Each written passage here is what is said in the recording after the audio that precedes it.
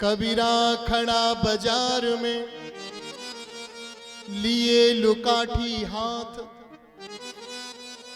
जो घर फूके आपना सो चले हमारे साथ। कौन फूके भैया घर अपना? यहां तो तिनके तिनके जोड़ करके आसियाना बनाता है। वो कहता है कि तू घर फूक दे अपना। कैसे फूक दे घर? कभी कभी मैं वो कथा सुनाता हूं उस नामदेव जी महाराज के, कि एक बार नामदेव जी के घर में आग लग गई। आपको तो ये पता ही है ना कि नामदेव जी को ना सभी में भगवान दिखते थे। आपने ये कथा सुनी हुई है कि एक बार नामदेव जी की यहां वो उन्होंने भोजन बना के रखा।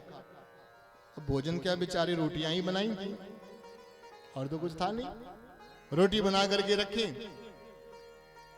और बेचारे घी का डिब्बा लेने अंदर गए। इतने में एक कुत्ता आ गया, सारी रोटियां उठाई और भागा। नामदेव जी आए, रोटी गायब, उधर देखा तो कुत्ता रोटी लेके जा रहा।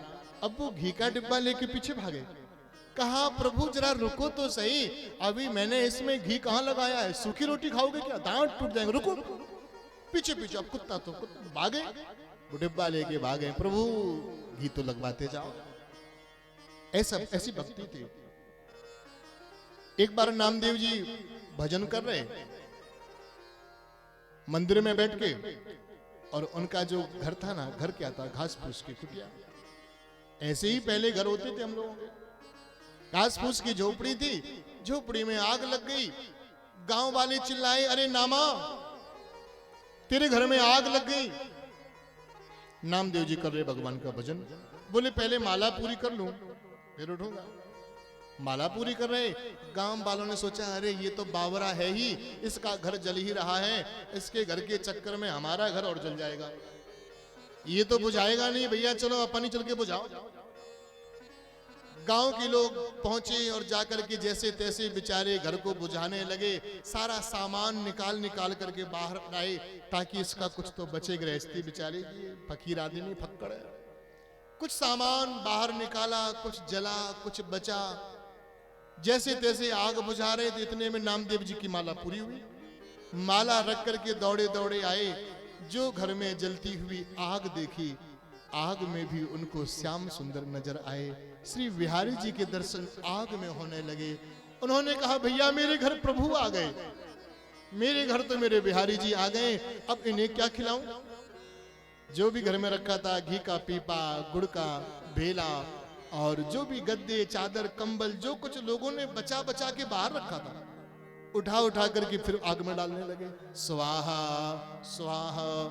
गांव के लोग बोले बड़ा मूर्ख है, हमने तो अपनी जान पर खेल करके इतना सामान इसका बचाया। कोई एहसान मानने के बजाय ये तो स्वाहा स्वाहा बोल रहा है। लोगों ने कहा तो फिर इसका घर जल जाने दो, कोई आग नहीं बुझाएगा, जल ही जाने दो इसका घर। और नामदेव जी का पूरा घर, पूरी गृहस्थी, जो कुछ भी थे बर्तन भांडे, सब जल करके खाक हो गए। किसी ने कोई सहयोग नहीं किया। अब अगले दिन नामदेव जी जली हुई कुटिया के बाहर, सर्दी का समय, चबूतरे पर बैठ करके प्रभु का भजन करें। श्यामा प्यारी कुंज बिहारी। किशोरी जी को याद करें, प्रभु का नाम स्मरण करें और बस भगवान की भक्ति में लग गए।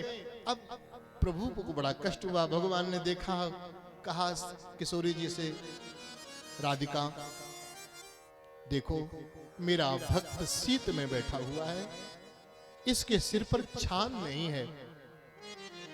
किशोरी जी ने कहा क्या हुआ, सारी बात बता दी। उस समय गांव के लोग ही छान छवाते थे। हम लोगों ने ये देखा है कि जब पहले गांवों में छप्पर बनते थे, उठते थे, तो उसके लिए कोई अलग से मजदूर नहीं आते थे। गांव के लोग ही मिलके एक दूसरे का छप्पर बना देते थे और एक दूसरे की छत पे रखवा देते थे। बड़ा परस्पर का जीवन था, प्रेम का जीवन था। तो लोगों ने भगवान ने कहा राधा रानी अब कोई उस बेचारे का, गरीब का कोई छान नहीं छवा रहा है, गांव के लोग तो उससे बहुत रूठे हुए हैं। किशोरी जी ने कहा प्रभु फिर क्या करेंगे हम लोग?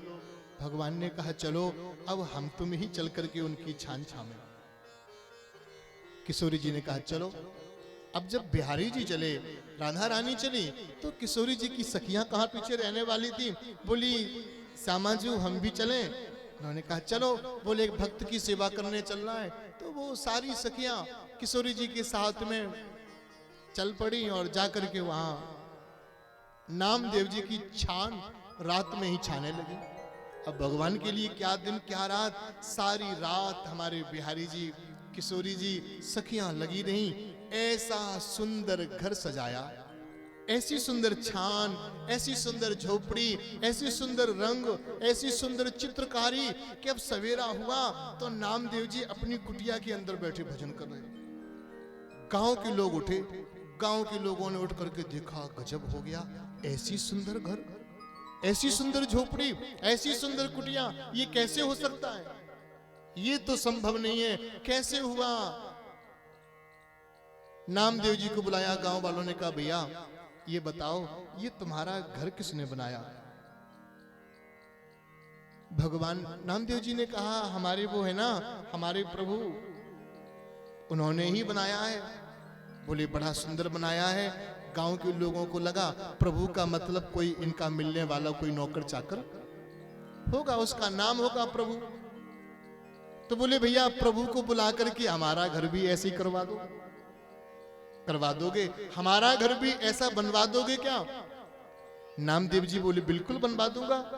तो बोले भैया बनवाओ। अरे वो ऐसे नहीं बनाते हैं। तो बोले पहले अपने घर को फूकना पड़ता है, मेरी तरह जलाकर तो देखो। गांव वालों ने कहा ये तो बाबरा है ही, कौन इसके मुंह लगे? अरे इसके कहने से हमने कहीं फूक दिया और वो प्रभु नाम का आदमी नहीं आया तो हम तो ना घर के रहेंगे ना घाट के। उनको भरोसा नहीं हुआ। कबीरा खड़ा बाजार में लिए लुकाठी हाथ, जो घर फूके आपना सो चले हमारे साथ। ये काम का घर, ये क्रोध का घर, ये लोभ का घर, ये मोह का घर, ये जब तक हम इसको फूकेंगे नहीं तो प्रेम का घर बसेगा कैसे? भक्ति का घर सजेगा कैसे? इसके लिए काम को, क्रोध को, लोभ को, मोह को फूकना पड़ेगा। सबके ममता ताग बटोरी, मम पद मनहि बांधी बरी डोरी। करहु सदा तिन्हकी रखवारी, जिमि बालक राखहि महता। जिमि बालक राखे महता। तमेव माता च पिता तमेव, तमेव बंधुस च सखा तमेव। कहते तो हैं, कभी मान भी तो लो, कभी मानो भी तो उनको। कहते तो रोज हैं, तमेव माता च पिता तमेव, तमेव बंधुस च सखा तमेव। अरे एक बार उन्हें अपना मित्र मान लो, एक बार उन्हें अपना बंधु मान के तो देखो, एक बार उन्हें अपना जीवन धन बना करके तो देखो। दुनिया को सजाया है ना, एक बार सांवरे को अपनी पलकों पे सजा कर तो देखो। बनाओ तो सही। हाथी ने बनाया अपना, प्रभु ने पार कर दिया।